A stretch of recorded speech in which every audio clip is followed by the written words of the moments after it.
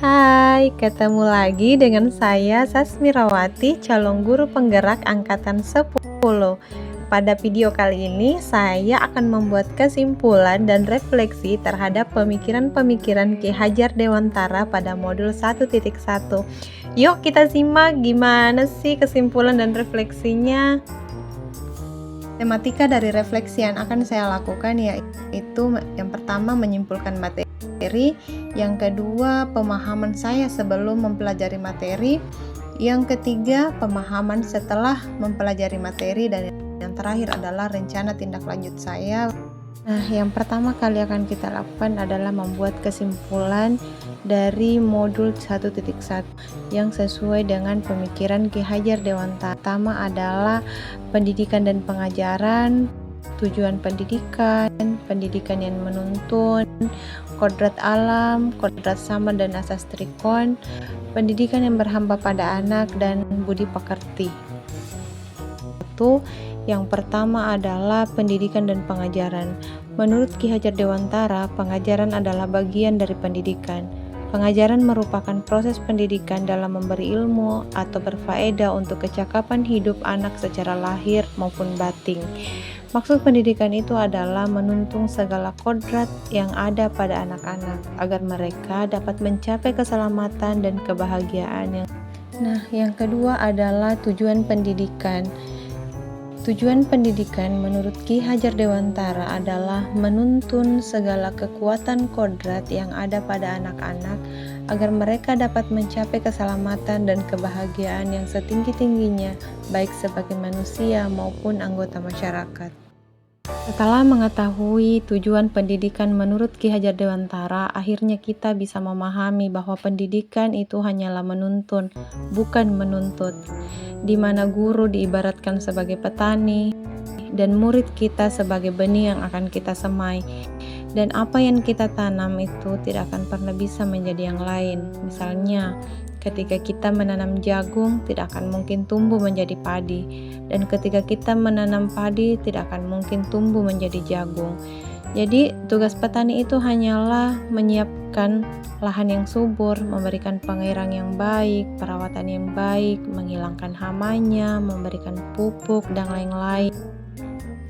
Ki Hajar Dewantara menggambarkan bahwa dasar pendidikan anak terkait erat dengan kodrat alam dan kodrat zamannya. Kodrat alam mengacu pada potensi bawaan anak, termasuk bakat yang dimilikinya, latar belakang etnis, serta lingkungan budaya tempat anak tumbuh besar. Sebagai contoh, cara pendekatan terhadap siswa abad ke-20 tentu berbeda dengan cara pendekatan terhadap siswa abad ke-21. Seiring dengan perkembangan teknologi dan budaya, anak-anak mengalami perubahan dalam cara mereka belajar dan berinteraksi. Dan Ki Hajar Dewantara menekankan pentingnya pendidik membimbing anak-anak untuk beradaptasi dengan zaman, sambil tetap menjaga nilai-nilai budaya dan karakter bangsanya. Dan banyak gagasan lain yang dilahirkan oleh Bapak Pendidikan kita. Salah satunya adalah asas trikon. Asas trikon memuat 3 unsur penting, yaitu kontinuitas, konvergensi, dan konsentris. Maksud kontinuitas adalah pengembangan dan pembelajaran yang dilakukan secara terus-menerus dan selalu berkesinambungan. Asas konvergensi adalah sebuah proses pengembangan pendidikan yang dilakukan dengan cara mengambil sumber lain yang sesuai dengan kebutuhan dan potensi anak. Dan yang terakhir adalah asas konsentris, adalah pengembangan pendidikan yang disesuaikan dengan kultur budaya bangsa sendiri agar proses belajar menjadi lebih efektif. Dan dasar pendidikan menurut Ki Hajar Dewantara itu ada 3. Ingarso sung tulodo, yang artinya di depan kita memberikan teladan. Ing madio mangunkarso, yang artinya di tengah kita memberikan ide atau gagasan. Dan tuturi handayani, yang artinya di belakang kita memberikan dorongan atau motivasi.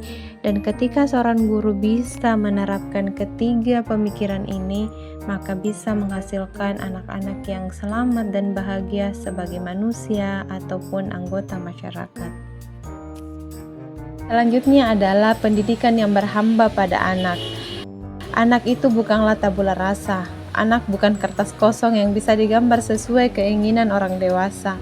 Anak lahir dengan kekuatan kodrat yang masih samar-samar. Tujuan pendidikan adalah menuntun, memfasilitasi, membantu anak untuk menebalkan garis samar-samar agar dapat memperbaiki lakunya untuk menjadi manusia seutuhnya. Menebalkan laku anak itu dapat memperhatikan dua hal. Yang pertama, kekuatan konteks diri anak. Kekuatan konteks diri anak itu dapat dilihat dari usia mereka, usia wiraga, dan usia wirama. Dan hal yang kedua adalah menebalkan laku anak dengan sosial budayanya. Kita dapat menerapkan sosial budaya orang suku Bugis, yaitu sipaka tahu saling menghormati, sipaka lebih saling menghargai, dan sipaka ingat saling mengingatkan. Hal ini bisa kita implementasikan dalam pembelajaran kita dan kita bisa terapkan ke anak murid kita. Budi pekerti berasal dari dua kata, yaitu budi yang artinya pikiran, perasaan, kehendak atau kemauan, sedangkan pekerti artinya tenaga. Jadi dapat disimpulkan bahwa budi pekerti itu adalah bersatunya antara gerak, pikiran, perasaan, kehendak atau kemauan sehingga menimbulkan tenaga dan semangat yang meliputi cipta, rasa, karsa yang dapat menyeimbangkan keselarasan hidup. Jadi pemahaman saya sebelum belajar modul 1.1, saya masih berpikir bahwa pembelajaran itu berpusat pada guru.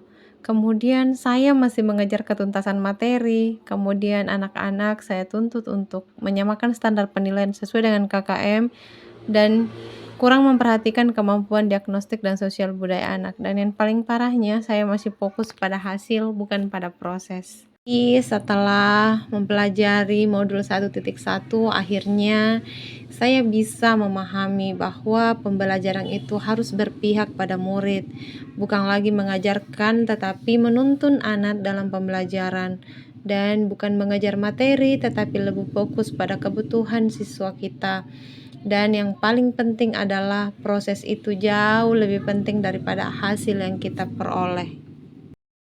Mempelajari modul 1.1, rencana tindak lanjut yang akan saya lakukan nantinya adalah melaksanakan pembelajaran yang berpihak pada murid dengan memberikan pembelajaran yang menarik dan menyiapkan media dan sumber belajar yang sesuai dengan kebutuhan murid saya.